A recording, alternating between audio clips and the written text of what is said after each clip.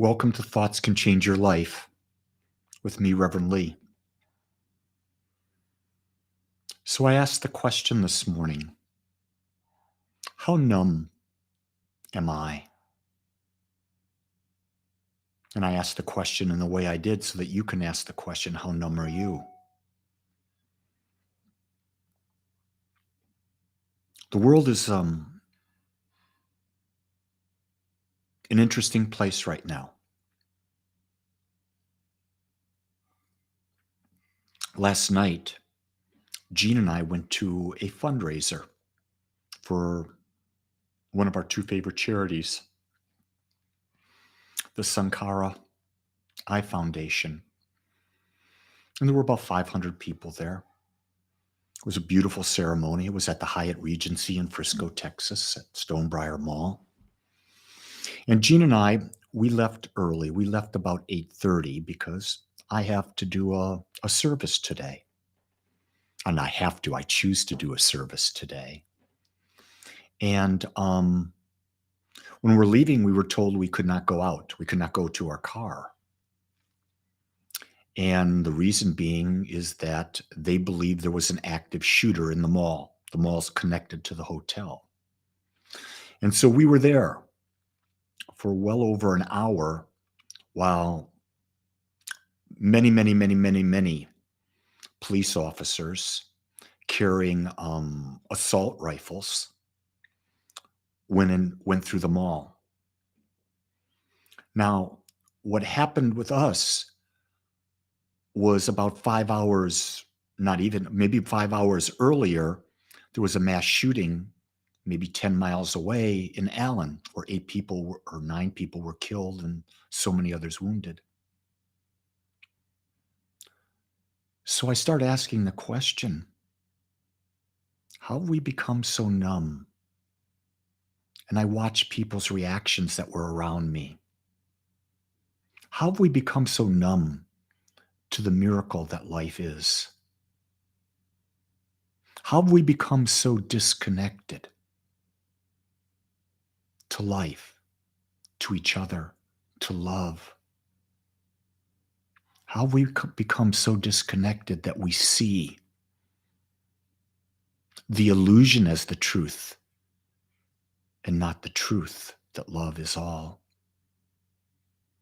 And I asked the question, what would make an individual commit such a horrific act as the one in Allen? And I reflected back to about a month ago and I asked the question, what would make someone take their life? And the best answer that I've come up with is they have no hope to discover love. Because if you knew love, you couldn't go to that place.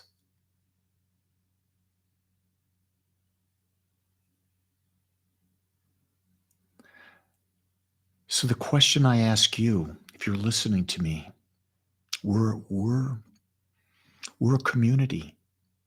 We're a like-minded community. And I ask you the question, what is the one thing that keeps you juiced, that gives you light? Because that's the thing you got to hold on to. You got to find a way to be alive, to wake up and want to do more, and to express and to experience more, to create more. Because when that light is not perceived to be there, that's when the darkness takes over. Rodney says we pushed ourselves into tribalism and regressive behavior.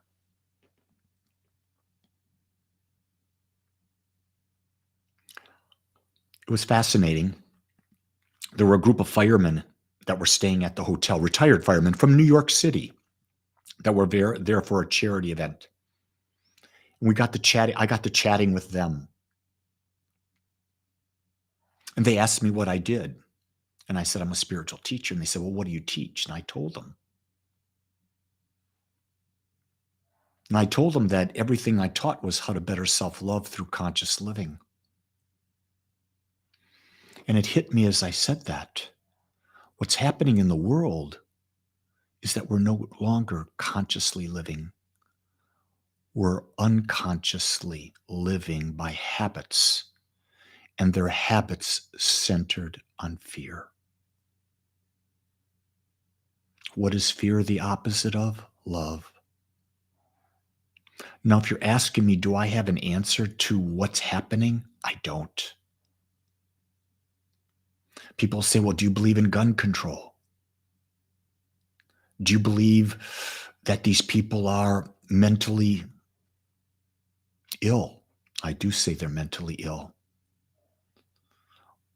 The best I come up with is that we're not asking the right question. And the question I would ask is, how do we become more loving? How does love become a greater part of our day? How do we love ourselves more so that we can love others more, so we can love life more?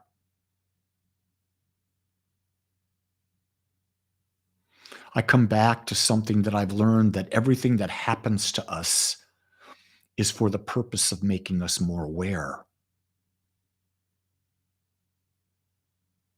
How are you letting life affect your increasing and expanding awareness? Or are you letting life shut it down? I don't know. I don't have answers. I have questions.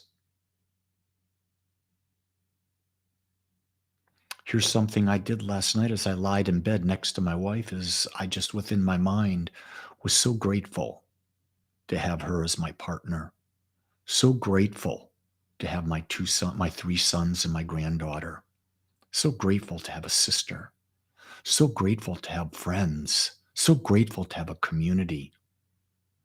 So grateful to be so inquisitive that I don't stop asking questions. You see, the more you believe you know, the less curious you become. And what we forget to know is that everything that we think we know, it's just a perception.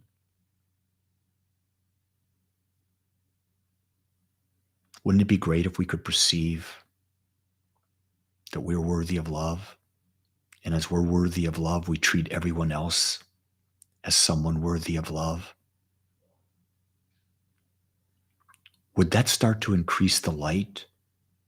And as it increases the light, would it not increase love? And would it not bring hope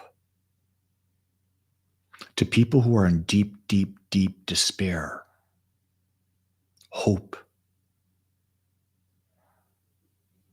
is life flickering brighter. I asked the question last night as Gene and I were driving home.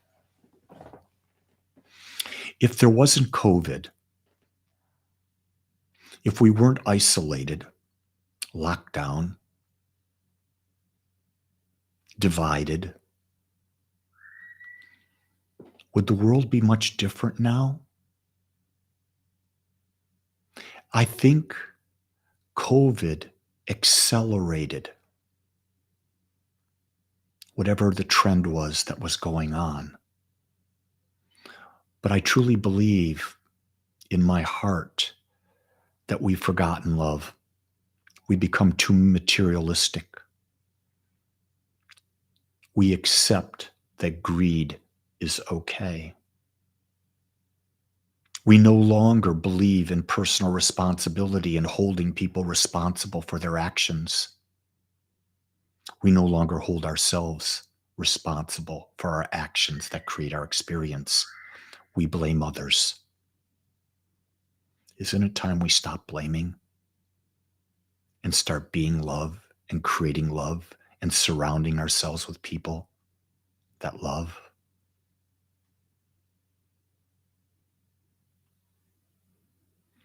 We have forgotten. It's time to remember.